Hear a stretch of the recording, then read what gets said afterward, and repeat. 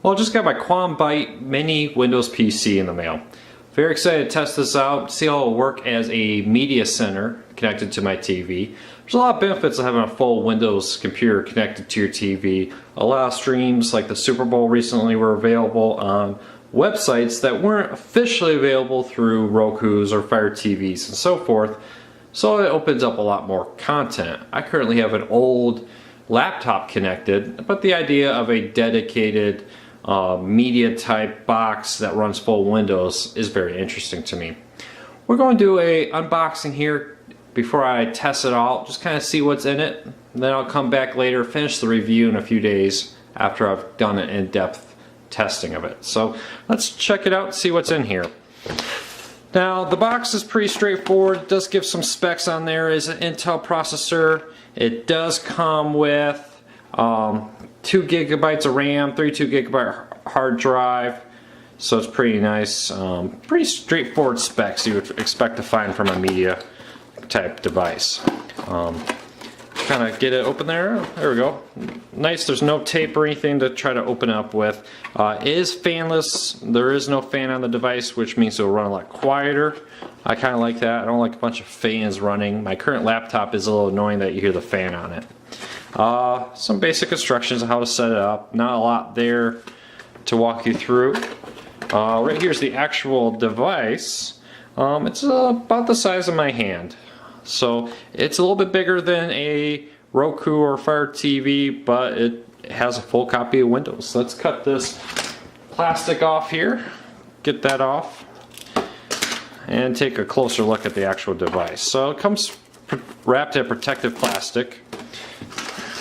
There is a full external antenna on this, so hopefully it gives some better reception if you're in a weak area for Wi-Fi. So right there is the antenna. We look at the back here, and you have, let's see, zoom in, there we go, a Ethernet, 2 USBs, headphone jack, power, a lock right there, so you're going to secure it, VGA and HDMI. So pretty straightforward. On the side here you got a third USB power button right there, and that's pretty much it. So pretty straightforward, nice little device. Let's continue into the box, see what else we have here. Alright, just one more thing left in the box, get that out of the way. Power cable. It does have the nice little power block, 2 prongs right there, and you know, I like this because running sideways on my power strip I can line up a lot more devices. I hate when there's a big block and it blocks out other plugs. So there you go, nice little pre-standard power adapter right there. And I'll test this out over the next few days, come back and give you a full review. So I've been using the QuantumByte for some time now, and I've been very impressed. Very stable, have yet to see a crash or a hang up. Very responsive. You know, the 2 gigabytes of RAM and the Intel processor works great. It's full version of Windows, web browser, desktop, everything, so you can install wherever you want on here. 32 gig hard drive. After I installed everything, left 23 gigabytes available on the device to install applications or whatever else you like. It's a full version of Windows, so plug it in an external hard drive works, VLC, all the other add-ons work great. Now I'm not going to do a review of Windows. I think most people are familiar with Windows 8.1, or you can find a review on YouTube if you're not. But let's take a look at this as a media center. First, I installed the latest version of Kodi, and it works great. It's the Intel version, very powerful, quick responsive, action there. One thing I do want to point out is a remote's not included with this. There's no wireless keyboard or mouse. The USB ports on the device allow you to plug in one, or if you want, I'm using the i8 Plus wireless keyboard and touchpad mouse built into one. I really like it. I'm going to post my review of it in the comments and where to find it on Amazon. So check that out if you're interested in what I use to control it, but remember, if you buy it, you're going to need to get your own wireless keyboard or mouse to use with it. So let's check this out. Oh, the i8 Plus plug and play, the play, pause, volume control, all that. Just plugged it into the device and it worked great. So let's test out the actual speed of the device streaming some content from Kodi with the Game Trailers plugin. Let's just grab a random episode here and test it out, see how it plays. Now, as I load this, since it is Intel, all your add-ons will work great, no issues. And as you can see there, it played super fast. Smooth video. I am using 10 down, so your experience may vary depending on your internet. I got 10 down, 1 up, and that has not been a problem with it. The quality is great too. 1080p output on it, and it looks beautiful, smooth frame rate. And of course, it's all going to be dependent on the quality of your internet and your TV. So keep that in mind. Let's exit out of this video.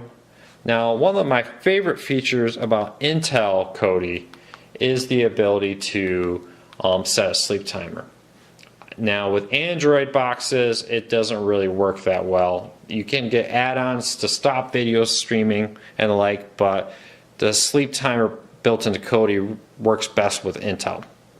I like that because I have a data cap. I like to fall asleep at night watching my content that's streaming, but I don't want to wake up in the morning and find out I blew a bunch of my available gigabytes when I was sleeping. So having a custom sleep timer right there is a nice feature that most Android boxes don't do by default. So let's take a look at the Watch ESPN app. If you have a login to ESPN, works great. Again, works best with a mouse. Most of these apps that come from the Windows Store will. Netflix works great. Let's play a video here, give you an idea how quick it loads. My experience, very similar to Roku 3. If you're familiar with that, very happy with it. Hulu's here, a lot of other applications you can install also, plus a lot of the built-in Windows ones like the weather app, which is very nice.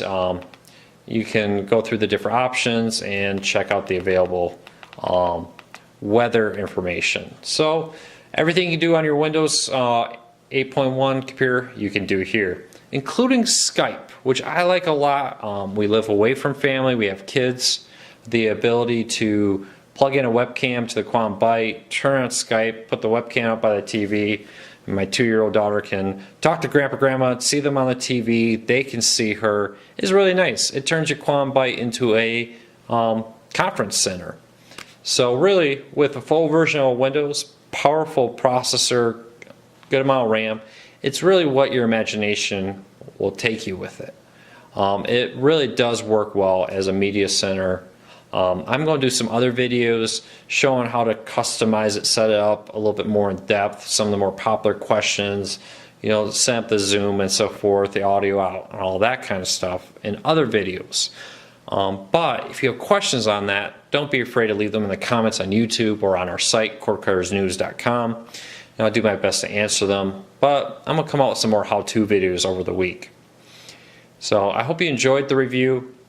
Excellent box, very powerful, full version of Windows, and the ability to do whatever you do with a laptop, connect to your TV, and so forth.